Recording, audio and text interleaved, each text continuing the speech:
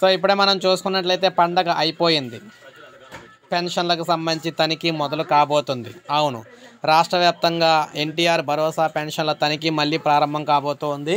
So పండగ అయిపోయిన తర్వాత పెన్షన్లకు సంబంధించి భరోసా కార్యక్రమం ఏదైతే భరోసా పంపిణీ ఉందో ఈ తనిఖీ అయితే మొదలు పెడతామని చెప్పారు కదా. సో తనిఖీ అయితే మళ్ళీ మొదలు కాబోతోందన్నమాట.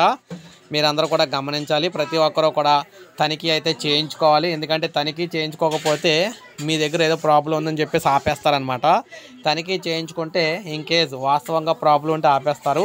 ప్రాబ్లం లేకపోతే మీకు పెన్షన్లు అయితే ఇవ్వడం అయితే జరుగుతుంది. ప్రతి ఒక్కరూ కూడా గమనించండి.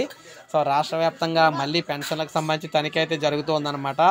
ఆంధ్రప్రదేశ్ ప్రభుత్వం పెన్షన్లకు సంబంధించి డబ్బులు పెంచింది కాబట్టి నిజంగా ఎవరైతే అర్హత ఉన్నారో వారికి మాత్రమే ఇవ్వాలని, అర్హత లేని వారికి ఇవ్వకూడదని చెప్పేసి నిర్ణయం తీసుకోవడం అయితే జరిగిందనమాట. సో పండగ అయిపోయింది కాబట్టి మళ్ళీ సర్వే అయితే స్టార్ట్ కాబోతుంది.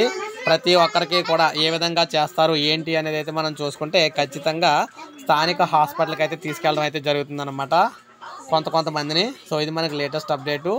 లైక్ చేయండి, సబ్స్క్రైబ్ చేసుకోవద్దు, మన ఛానల్ సబ్స్క్రైబ్ చేసుకుని